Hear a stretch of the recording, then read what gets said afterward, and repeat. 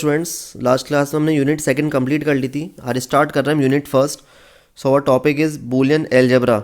It is a different kind of algebra which is invented by George Boole. इसको George बूली लेके आया दुनिया में, इसलिए इसका नाम पड़ गया Boolean algebra. Okay, he stated that symbols can be used to represent the structure of logical thought. Boolean expression are basically defined by constant और वेरिएबल्स। इसमें दो चीज़ें आएगी बच्चों, एक तो कांस्टेंट और एक वेरिएबल्स। इसके अलावा कुछ नहीं आएगा, ठीक है। कांस्टेंट में कौन कौन सी टर्म आएगी? 0 और 1, इसके अलावा कुछ नहीं आएगा बच्चों। ओके, ये आपकी जो एलजेब्रा है ये बूलियन एलजेब्रा है बच्चों। इसमें जो एडिशन वगैरह होगा वो बूलियन की फॉर्म में होगा, मतलब लॉजिकली होगा बच्चों, ठीक है। बूलियन लॉजिक ऑपरेशंस जो होते हैं वो देखते हैं कौन कौन से होते हैं स्टूडेंट। वेरिएबल इसमें कौन कौन से आएंगे बच्चों? कुछ भी आ सकता है, ए बी सी डी या फिर एक्स वाई जेड की फॉर्म में, ठीक है। Boolean logic operation. A Boolean function is an algebraic expression formed using binary constant, binary variables and basic logic operations.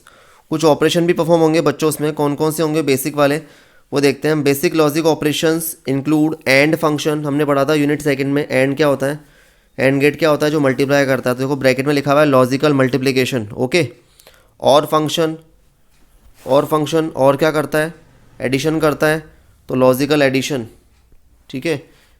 ये देखो, ये तो आ गया लॉजिकल मल्टीप्लिकेशन, ये आ गया लॉजिकल एडिशन। ओके, उसके बाद है नॉट फंक्शन। नॉट का मतलब कॉम्प्लीमेंट, तो नॉट क्या करता है? कॉम्प्लीमेंट करता है, तो लॉजिकल कॉम्प्लीमेंट। क्लियर? कॉम्प्लीमेंट का मतलब ए का ए बार कर देगा, मतलब 0 हो तो 1 कर देगा, 1 हो तो 0 कर देगा। ओके, कुछ लॉज हैं बच्चों, वो पढ़ते हैं हम, जिस पर कुछ क्वेश्चन भी करेंगे अपन बूलियन पे। तो उन लॉज को देखते हैं हम, कौन कौन से लॉज होते हैं बूलियन पे। तो उसमें हेडिंग डालें laws of Boolean algebra. Practical topic है बच्चों, तो उसमें ध्यान रखें आप, ए प्लस ए हमेशा ए होगा। भाई 0 प्लस 0 करो 0 आएगा, 1 प्लस 1 करो 1 आएगा, 1 प्लस 1 2 नहीं आएगा बच्चों। लॉजिकल एडिशन है ये, ठीक है। ए डॉट ए करो तो ए आ जाएगा बच्चों। ए बार का बार ए आएगा, कॉम्प्लीमेंट का कॉम्प्लीमेंट करेंगे तो ए आ जाएगा। ए प्लस 1 करेंगे तो 1 आएगा, 1 में कुछ भी ऐड करो 1 ही आएगा। ऐसे याद रखो इसको आप। ए डॉट 1, अगर ए को 1 से मल्टीप्लाई करेंगे बच्चों तो ए आएगा। जैसे आपको बोले 0 इंटू 1 तो 0 आएगा, 1 इंटू 1 1 आएगा, मतलब ए पे डिपेंड है बच्चों ये, इसलिए ए डॉट 1 ए आया है। ओके,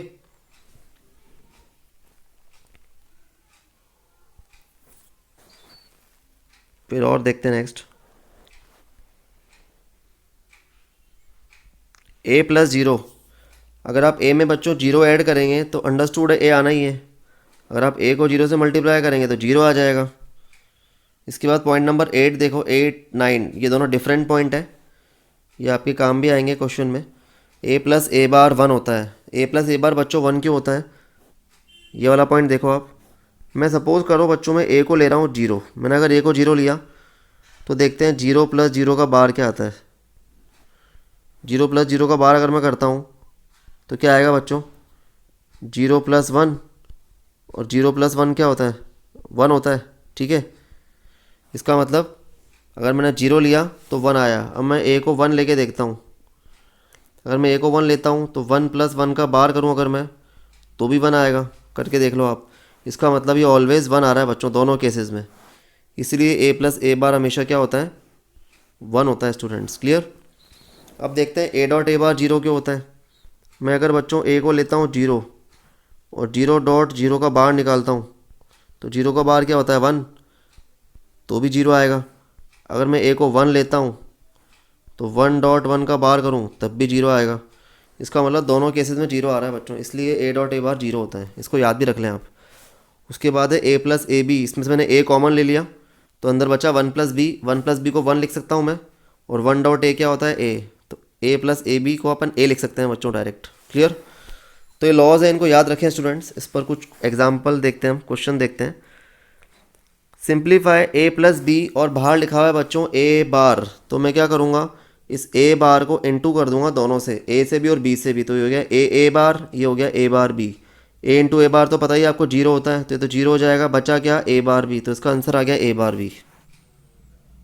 देख लें एक बार आप।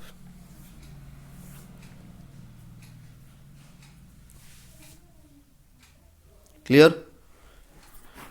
उसके बाद एक और देखते हैं नेक्स्ट। ए बार प्लस बी को मल्टीप्लाई करना है बच्चों ए प्लस बी बार से। एक बार देखें इसको अच्छे से आप। ए बार प्लस बी को मल्टीप्लाई करना है ए प्लस बी बार से।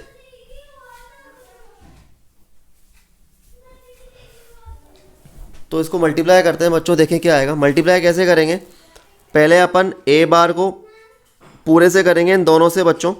तो आ गया A bar into A bar B plus फिर बी को दोनों से करेंगे।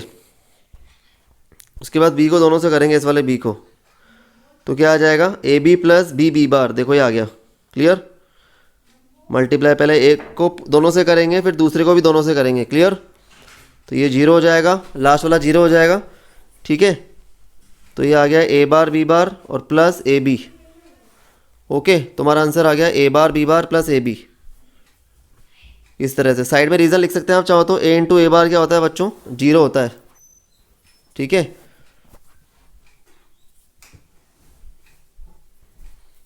तो साइड में रीज़न लिख सकते हैं आप। तो आंसर आ गया A bar B bar plus A B. Okay, इसके बाद एक और देखते हैं example. Simplify A bar bracket में ए प्लस सी फिर ए बार प्लस बी बार।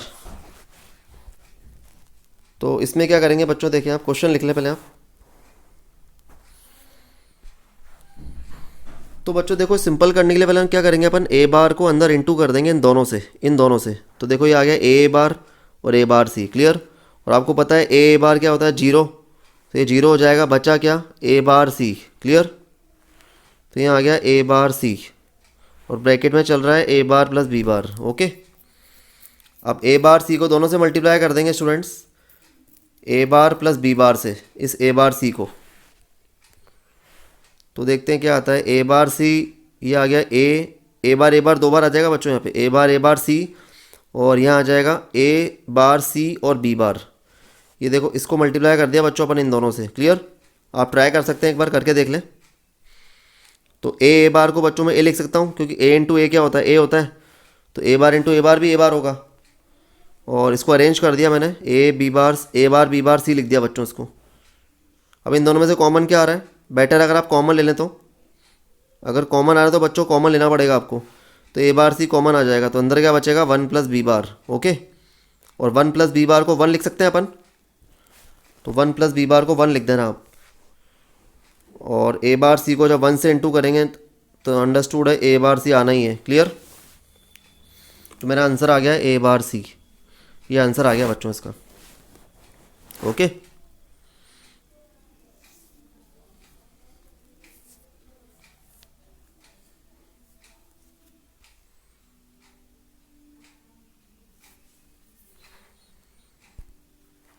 तो इसको आप ट्राई कर सकते हैं स्टूडेंट, ए बार सी।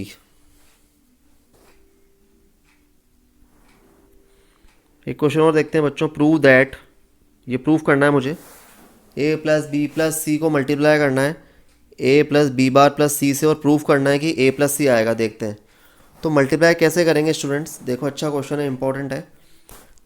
तीन टर्म्स है बच्चों, इधर भी तीन टर्म्स है। तो मल्टीप्लाई करेंगे टोटल 9 टर्म्स आएगी बच्चों। देखें कैसे। सबसे पहले अपन क्या करेंगे स्टूडेंट्स, पहले ए को पकड़ेंगे और ए को मल्टीप्लाई करेंगे तीनों से। फिर बी को पकड़ेंगे, फिर बी को मल्टीप्लाई करेंगे तीनों से।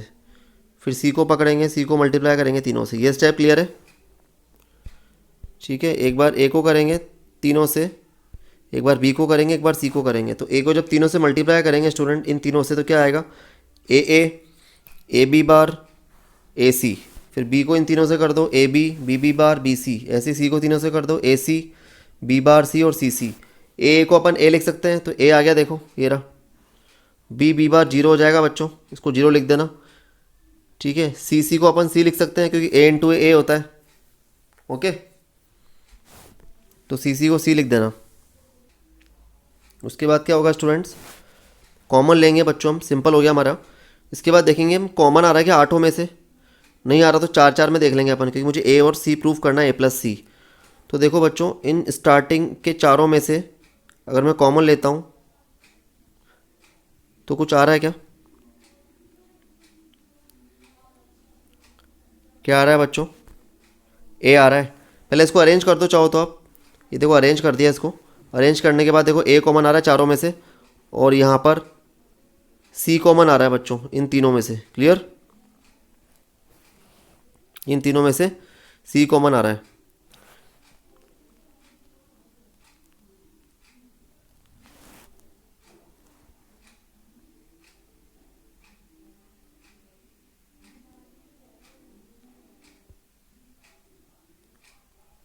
क्लियर है बच्चों?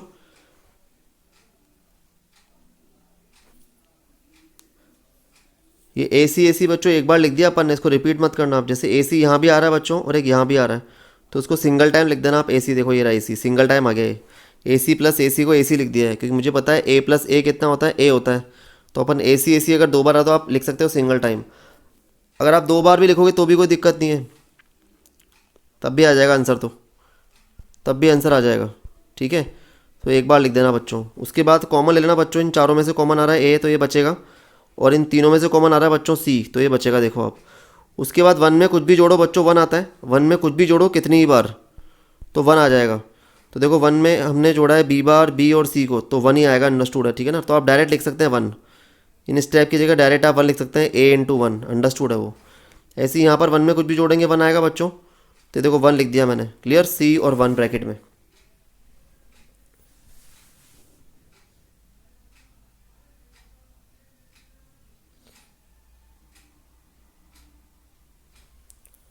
तो ए इंटू वन क्या होता है बच्चों? ए, और सी इंटू वन क्या होता है? सी। तो आंसर आ गया ए प्लस सी। क्लियर?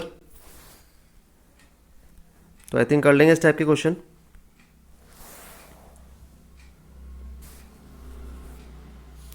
इसके बाद फिर हम बच्चों डी मॉर्गन थ्योरम है वो नेक्स्ट क्लास में पढ़ेंगे। ठीक है? ओके।